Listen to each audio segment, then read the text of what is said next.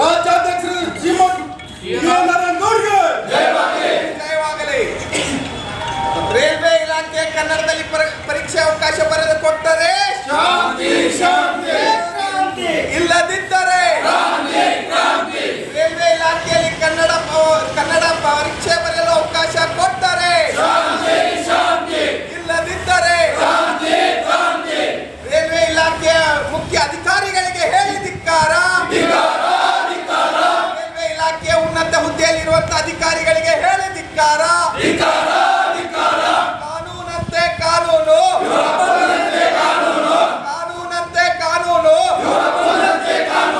ಸರ್ಕಾರ. ಈ ವಿಷಯವಾಗಿ ತಮ್ಮ ಗಮನಕ್ಕೆ ತರುವುದು ಇಷ್ಟೇ. ಏನು ಮಾರ್ಚ್ನಲ್ಲಿ ನಡೆದಂಥ ಪದೋನ್ನತ ಪರೀಕ್ಷೆಯಲ್ಲಿ ಕನ್ನಡವನ್ನು ಕಡೆಗಣಿಸಿದ್ದಕ್ಕಾಗಿ ನಾವು ಅವತ್ತಿನ ದಿವಸ ನಮ್ಮ ಸನ್ಮಾನ್ಯ ಶ್ರೀ ರಾಜ್ಯಾಧ್ಯಕ್ಷರಾದಂಥ ಸಮರಸಿಂಹ ಟಿ.ಎ. ನಾರಾಯಣಗೌಡರ ಒಂದು ಆದೇಶದ ಮೇರೆಗೆ ನಾವೆಲ್ಲ ಅಲ್ಲಿ ಹೋಗಿ ಪ್ರತಿಭಟನೆ ಮಾಡಿದ್ವಿ. ಆ ಪ್ರತಿಭಟನೆಯ ಒಂದು ಗೋಸ್ಕರ ಆ ಪ್ರತಿಭಟನೆಗೆ ಅವರೆಲ್ಲ ಮಣಿದು ಇಲ್ಲ ನಾವು ಕ್ಯಾನ್ಸಲ್ ಮಾಡ್ತೀವಿ, ಇದನ್ನು ರದ್ದುಗೊಳಿಸ್ತೀವಿ ಅಂತೇಳಿ ಅವತ್ತಿನ ದಿವಸ ರದ್ದುಗೊಳಿಸಿ ಮುಂದೆ ನಾವು ಒಂದು ಒಳ್ಳೆಯ ತೀರ್ಮಾನ ತಗೋತೀವಿ ಅಂತ ನಮಗೆ ಭರವಸೆ ಕೊಟ್ಟರು. ಆ ಒಂದು ಭರವಸೆಯನ್ನು ಇಟ್ಕೊಂಡು ನಾವು ಅವತ್ತಿನ ದಿವಸ ಪ್ರತಿಭಟನೆಯನ್ನು ಮುಗಿಸಿ ಅದನ್ನು ಅವತ್ತು ಬಂದ್ ಮಾಡಿದ್ವಿ. ಆದರೆ ನಾವು ಅದನ್ನು ಕನ್ನಡದಲ್ಲಿ ಮಾಡ್ತಾರೆ ಅಂತ ಭರವಸೆ ಇಟ್ಕೊಂಡು ಸಾಕಷ್ಟು ಸಂತೋಷದಿಂದ ಇದ್ವಿ. ಇವತ್ತಿನ ದಿವಸ ಏನಾಗಿದೆ ಅಂದರೆ ನಾಳೆ ಇದೇ ಜೂನ್ 25ರಂದು ಮತ್ತೆ ಅದೇ ಪದೋನ್ನತಿ ಪರೀಕ್ಷೆಯನ್ನು ಇಂಗ್ಲೀಷ್ ಮತ್ತು ಹಿಂದಿಯೊಳಗೆ ಮಾಡ್ತಕ್ಕಂಥ ತೀರ್ಮಾನವನ್ನು ತೊಗೊಂಡಿದ್ದಾರೆ. ಅದಕ್ಕೆ ಇವತ್ತಿನ ದಿವಸ ನಾವು ಏನಪ್ಪ ಅಂತಂದ್ರೆ ನಮ್ಮ ರಾಜ್ಯಾಧ್ಯಕ್ಷರ ಆದೇಶದ ಮೇರೆಗೆ ನಾವು ಆ ಪರೀಕ್ಷೆಯನ್ನು ನೀಡಲಿಕ್ಕೆ ಯಾವುದೇ ಕಾರಣಕ್ಕೂ ಕೊಡುವುದಿಲ್ಲ. ನಮ್ಮದು ಒಂದೇ ಕರ್ನಾಟಕದಲ್ಲಿ ಕನ್ನಡ ಸಾರ್ವಭೌಮ, ಕನ್ನಡದಲ್ಲಿ ಎಲ್ಲ ಆಗಬೇಕು. ಇವತ್ತು ಆಡಳಿತ ಮಂಡಳಿಯಲ್ಲಿ ಆಡಳಿತ ಭಾಷೆ ಆಗಲಿ, ಹೋರಾಟ ಉಗ್ರವಾದ ಹೋರಾಟ. ಅವರು ಏನಾರು ಇದಕ್ಕೆ ಬಗ್ಗದೇ ಇದ್ರೆ ಅತಿ ಉಗ್ರವಾದ ಹೋರಾಟ. ಇದು ನಾವು ಇದೇ ಥರ ಆಗುತ್ತೆ ಅಂತ ನಿಮ್ಗೆ ಯಾವುದೂ ಹೇಳಲಿಕ್ಕಾಗಲ್ಲ. ಯಾಕಂದರೆ ಈಗ ನಾವು ಇಲ್ಲೇ ಮೇನು ಬರೀ 8 ಜಿಲ್ಲೆಯ ಅಧ್ಯಕ್ಷರು ಮತ್ತು 8 ಜಿಲ್ಲೆ ಈ ಭಾಗದ ನಮ್ಮ ರಾಜ್ಯ ಪದಾಧಿಕಾರಿಗಳು, ತಾಲೂಕು ಅಧ್ಯಕ್ಷರು ಅಷ್ಟೇ ನಾವು ಇವತ್ತು ಮಾಧ್ಯಮದವರಿಗೆ ನಿಮ್ಗೆ ಮಾಹಿತಿ ಕೊಡೋಣ ಮತ್ತು ಇಲಾಖೆಗೆ ಒಂದು ಮುಂದಿನ ನಡೆ ಅನ್ನೋಕ್ಕಿಂತ ಅವತ್ತು ಅವರ ಪರೀಕ್ಷೆನ ಕನ್ನಡ ಇಲ್ಲದೆ ಪರೀಕ್ಷೆ ನಡೆಸಿದ್ದೇ ಕಾರಣ ಆದರೆ ನಾವು ಅವತ್ತಿನ ದಿನ ಅದನ್ನು ನಡೀಲಿಕ್ಕೆ ಕೊಡೋಂಗಿಲ್ಲ. ಅವತ್ತೇ ನಮ್ಮ ಪ್ರಾಣ ಹೋದ್ರೂ ಚಿಂತೆ ಅಲ್ಲ, ನಮಗೆ ಒಳಗೆ ಹಾಕಿ ಚಿಂತಲ್ಲ, ಕೇಸು ಮುಖಾದಿನಿ ಅಂತ ಯಾವುದೇ ತೀರ್ಮಾನ ಅವ್ರು ತೊಗೊಂಡ್ರು ಸಹ ನಮ್ಮ ತೀರ್ಮಾನ ಒಂದೇ, ಅವತ್ತಿನ ದಿವಸ ಆ ಪರೀಕ್ಷೆ ರದ್ದಾಗಲೇಬೇಕು. ಕರ್ನಾಟಕದಲ್ಲಿ ಕನ್ನಡಿಗನಿಗೆ ಸಾರ್ವಭೌಮ ಏನಂತ ನಾವು ಹೇಳ್ತೀವಿ ಅವಕಾಶ ಸಿಗಬೇಕು. ಇಲ್ಲಿ ಕರ್ನಾಟಕದಲ್ಲಿ ಕನ್ನಡ ಬಿಟ್ಟರೆ ಬೇರೆ ಅವಕಾಶ ಇಲ್ಲ ಅಂತ ಹೇಳಿ ನಾವು ಈ ಮೂಲಕ ಹೇಳಿದ್ದೀವಿ. ಹನುಮಂತಪ್ಪ ಮಿಟಿ ರಾಜ್ಯ.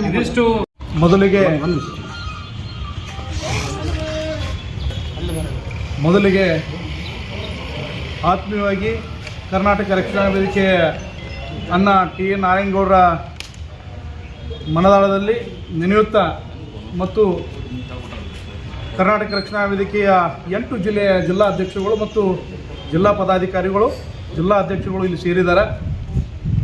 ಜೂನ್ 25ರಂದು ರೈಲ್ವೆ ಪರೀಕ್ಷೆ ನಡೆಯಲಿದ್ದು ಗೂಡ್ಸ್ ಮ್ಯಾನೇಜರ ಹುದ್ದೆಗಳನ್ನು ಭರ್ತಿ ಮಾಡಲಿಕ್ಕೆ ರೈಲ್ವೆ ಇಲಾಖೆ ನಿರ್ಧಾರವನ್ನು ಕೈಗೊಂಡಿರುವಂಥದ್ದು.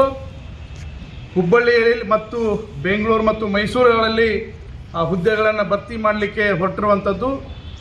ಆ ಭರ್ತಿ ನಿಯಮಾವಳಿಯಲ್ಲಿ ಕನ್ನಡವನ್ನು ಕಡೆಗಣಿಸಿ ಇಂಗ್ಲೀಷ್ ಮತ್ತು ಹಿಂದಿಯಲ್ಲಿ ಪರೀಕ್ಷೆಯನ್ನು ಬರೀಲಿಕ್ಕೆ ಹೊರಟಿರುವಂಥ ರೈಲ್ವೆ ಇಲಾಖೆಗೆ ಕರ್ನಾಟಕ ರಕ್ಷಣಾ ವೇದಿಕೆಯ ಅಣ್ಣ ಟಿ.ಎ. ನಾರಾಯಣಗೌಡರ ಸಂಘಟನೆ ಮೊದಲಿಗೆ ಅದನ್ನು ಖಂಡಿಸ್ತೀವಿ. ಇದು ಕನ್ನಡಿಗರಿಗೆ ಆಗುತ್ತಿರುವಂಥ ಅನ್ಯಾಯ.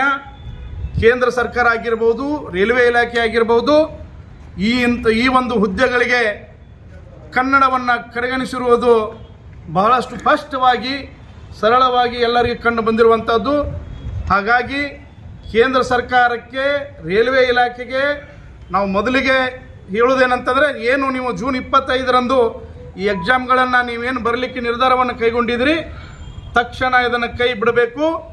ಇಲ್ಲವಾದಲ್ಲಿ ಕರ್ನಾಟಕ ರಕ್ಷಣಾ ವೇದಿಕೆ ಒಂದು ನಿರ್ಣಾಯಕ ಹೋರಾಟವನ್ನು ಹಮ್ಮಿಕೊಂಡಿದೆ. ರಾಜ್ಯದ ಮೂಲೆಗಳಿಂದ, ರಾಜ್ಯದ ವಿವಿಧ ಜಿಲ್ಲೆಗಳಿಂದ ಕನ್ನಡದ ಸೈನ್ಯಾನಿಗಳು ರೈಲ್ವೆ ಎಕ್ಸಾಮ್ ನಡೆಸುತ್ತಿರುವ ಸೆಂಟರ್ಗಳಿಗೆ ನುಗ್ಗಿ ಆ ಎಕ್ಸಾಮ್ಗಳನ್ನು ಬಂದ್ ಮಾಡಬೇಕಾಗತ್ತೆ. ಆ ಒಂದು ಎಕ್ಸಾಮ್ದಲ್ಲಿ ಏನಾದರೂ ಅಹಿತಕರ ಘಟನೆಗಳು ನಡೆದರೆ ಅದಕ್ಕೆ ರೈಲ್ವೆ ಇಲಾಖೆ ಹೊಣೆಗಾರ ಹೊತ್ಕೋಬೇಕು ಮತ್ತು ಕೇಂದ್ರ ಸರ್ಕಾರ ಹೊಣೆಗಾರಿಯನ್ನು ಹೊತ್ಕೊಳ್ಬೇಕಾಗತ್ತೆ. ಆ ಹಿತದೃಷ್ಟಿಯಿಂದ ನಮ್ಮ ನಾಡಿನ ಮಕ್ಕಳಿಗೆ ಉದ್ಯೋಗ ಸಿಗಬೇಕು, ನಮ್ಮ ನಾಡಿನ ಮಕ್ಕಳಿಗೆ ಬದುಕು ಹಸನಾಗಬೇಕು, ನಮ್ಮ ನಾಡಿನ ಮಕ್ಕಳಿಗೆ ಭವಿಷ್ಯ ಉಜ್ವಲವಾಗಬೇಕಂತೇಳಿ ನಮ್ಮ ನಾಯಕರು ನಿರ್ಣಯ ಕೈಗೊಂಡಿದ್ದಾರೆ. ಆ ನಿರ್ಣಯ ಯಾಕಂತಂದರೆ ರೈಲ್ವೆ ಕೂಡ ನಮ್ಮದು, ಉದ್ಯೋಗ ಕೂಡ ನಮ್ಮದು. ಆದರೆ ಪರೀಕ್ಷೆಯಲ್ಲಿ ಯಾಕೆ ಕನ್ನಡವಿಲ್ಲ ಅನ್ನುವಂಥದ್ದು ನಮ್ಮ ಯಶ ಪ್ರಶ್ನೆ. ಕೂಡಲೇ ಕನ್ನಡವನ್ನು ಸೇರಿಸಿಕೊಂಡು ಎಕ್ಸಾಮ್ ನಡೆಸಬೇಕು. ಸರಿ, ಇವತ್ತು ಕರ್ನಾಟಕ ರಕ್ಷಣಾ ವೇದಿಕೆ ಒಂದು ನಿರ್ಣಾಯಕವಾದಂಥ ಹೋರಾಟವನ್ನು ಕೈಗೊಳ್ಳಬೇಕಾಗುತ್ತೆ ಅಂತ ಹೇಳಿ ನಮ್ಮ ನಾಯಕರು ಸ್ಪಷ್ಟವಾಗಿ ಹೇಳಿದ್ದಾರೆ. ಹಾಗಾಗಿ ಈ ತಕ್ಷಣವೇ ಆ ಎಕ್ಸಾಮನ್ನು ಕ್ಯಾನ್ಸಲ್ ಮಾಡಬೇಕು. ಮಾಡದಿದ್ದಲ್ಲೇ ಕರವೇ ಏನು ಕೈ ಎತ್ಕೊಳ್ಬೇಕು ಅದನ್ನು ಎತ್ಕೊಳ್ತೇವೆ. ಸುರೇಶ್ ಗೌಡ ರಾಜ್ಯ ಸಂಚಾಲಕ.